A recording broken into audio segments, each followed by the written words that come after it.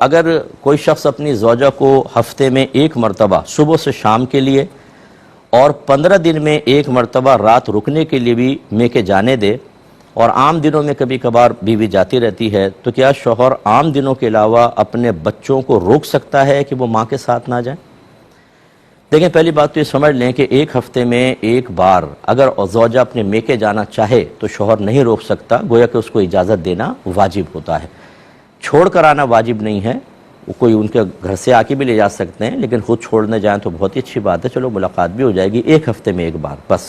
اور اس میں شوہر یہ کر سکتا ہے کہ وہاں بیوی کو نہ رکنے دے، رات میں واپس بلا لے، یہ بھی ہو سکتا ہے۔ لیکن چلیں آپ نے ایک ہفتے میں ایسا کیا اور 15 دن میں وہاں ٹھہرنے کی اجازت بھی دی،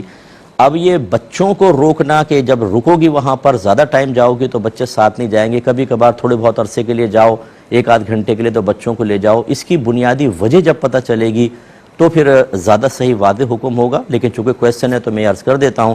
کہ اگر تو یہ منع کرنا کسی معقول وجہ کی بنا پر ہے کہ تھوڑی دیر جاتے ہیں تو بچوں پہ اس گھر کے ماحول کے منفی اثرات مرتب نہیں ہوتے، لیکن زیادہ ٹائم اگر بچے رکیں گے تو ایسی ایکٹیویٹیز گھر کے اندر ہوتی ہیں، کچھ عقیدے سے متعلق خرابیاں یا پھر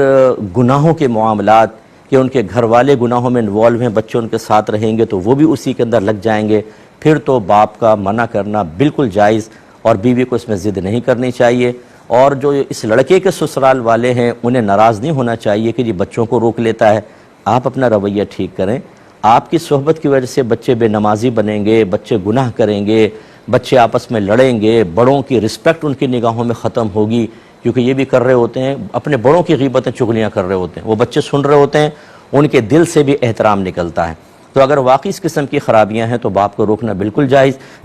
اس میں تو وہ بیوی کو بھی روک سکتا ہے، یاد رکھیں۔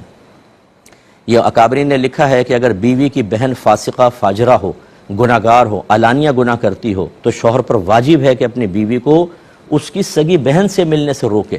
کیونکہ یہ منفی اثرات پھر اس پر، یہ قطع رحمی نہیں ہوتی، قطع رحمی وہاں پر